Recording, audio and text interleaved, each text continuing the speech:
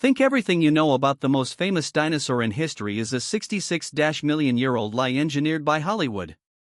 You remember the kitchen scene, the coordinated pack tactics, the 6-foot predator's opening door handles with prehistoric cunning. That image has lived in your brain for 3 decades. It is fiction. The real Velociraptor stood 1.6 feet tall at the hip, the size of a large modern turkey. It weighed 43 pounds, 180 times lighter than the average dinosaur. Not a towering nightmare. A feathered desert scavenger with the body mass of a border collie. But here is where the standard debunking narrative fails you. The real Velociraptor was not less dangerous than the movie monster. It was more dangerous. Just not in any way Hollywood could show you. This creature was over-engineered. 3 specialized weapon systems fused into a 43-pound chassis, capable of taking down prey much larger than itself. So precisely calibrated that evolution could not seem to improve it for 4 million years. And yet it vanished from the Earth millions of years before the asteroid even hit. How does a perfect machine fail? Beneath the Gobi sand, paleontologists uncovered a fossilized crime scene. 2 dinosaurs locked in a desperate struggle, frozen in stone at the exact moment of killing each other. A pair of corpses preserved in combat for 75 million years. What that fossil reveals will rewrite everything you thought you knew about how these creatures hunted. And how they died. The answer is in the engineering. Specifically, in a single bone, a retractable 6.5 centimeter blade that evolution kept sheathed like a switchblade for 75 million years. The Velociraptor's second toe claw measured 6.5 centimeters. Roughly 10% of its entire body height. Scale that up to human proportions and you are looking at 8-inch built-in knives attached to your feet. But this was not a knife. It was a retractable surgical piton, a curved, tapered spike designed to bypass armor, penetrate deep, and puncture the carotid artery or trachea with a single downward strike.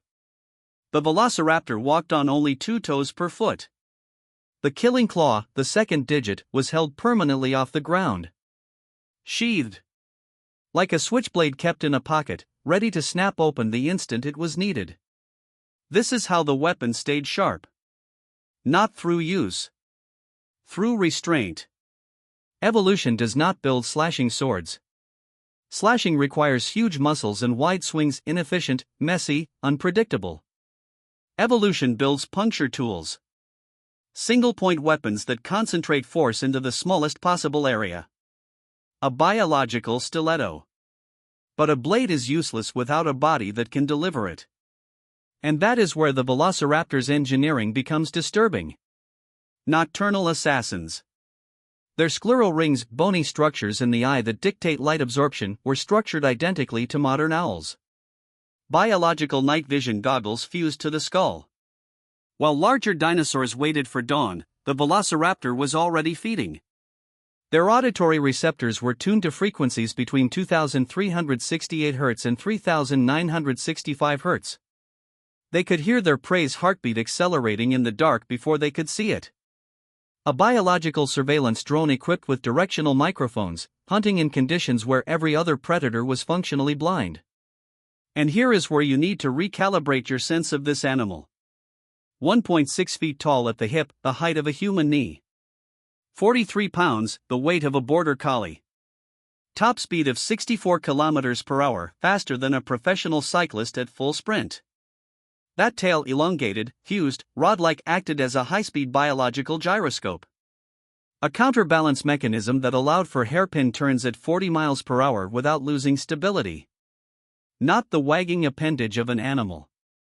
The calibrated stabilizer of a weapons platform. Night vision. Precision hearing. Explosive speed. Gyroscopic stability. But none of that matters without understanding how the killing blow was delivered. The strike begins with the anchor. The Velociraptor's weight presses down through the third and fourth toes, gripping the prey's body. 2 points of contact. Stabilization. The hip rotates. The retracted second digit, held high for days, weeks, months, positions directly over the throat. Then the puncture. The claw descends. Not slashing across. Driving down. Through scales. Through muscle. Into the trachea. Or the jugular. The velociraptor does not thrash. It holds. The prey bleeds out in seconds. This was not hunting. This was surgery. So why did a creature this perfectly engineered vanish before the asteroid? Because perfection has a cost. The velociraptor was a hyper-specialist, a nocturnal desert assassin calibrated for one specific ecosystem, the late Cretaceous Gobi. When that ecosystem began to shift, there was nowhere left to hunt. Evolution had built a masterpiece with no adaptability. A flawless machine with no backup plan. To understand why that mattered, you need to see the world they were trapped in. The late Cretaceous Gobi Desert. A semi-arid wasteland of vast sand dunes and sparse streams where resources were so scarce it forced predators into cannibalistic turf wars. The crunch of sand beneath only 2 toes per foot. The third held high. Waiting. Daytime temperatures turned the desert floor into a furnace. The velociraptor waited in whatever shade it could find, motionless, conserving energy, letting the larger predators exhaust themselves in the heat. Then night fell. And everything changed. The temperature dropped. The hunting grounds opened. And the only predator equipped to see in the dark began to move. Sound traveled differently at night, further, cleaner.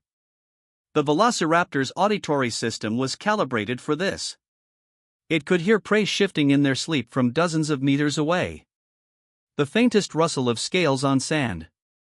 The subtle change in breathing patterns as an animal drifted between sleep cycles. This was a world where a 43-pound hunter could take down prey 3 times its size, not through strength, but through precision. Through patience. Through engineering. The velociraptor thrived for approximately 4 million years, from 75 to 71 million years ago. Modern humans have existed for about 300,000 years. The velociraptor's reign was 13 times longer than our entire species' history. But here is the part no one discusses. The velociraptor vanished entirely before the KT extinction event. Before the asteroid. Before the global firestorms and the nuclear winter. Something else killed them. Something slower. Something invisible. And they were not just killing prey. Fossils show severe, unhealed bite marks on velociraptor skulls.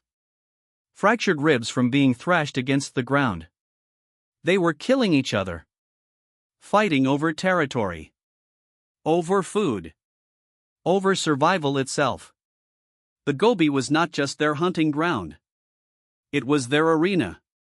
For millions of years, the velociraptor was the apex of its niche. An engineered killer in an engineered ecosystem. And then something shifted. Not the asteroid. Something quieter. Something that raises a question we do not often ask about evolution.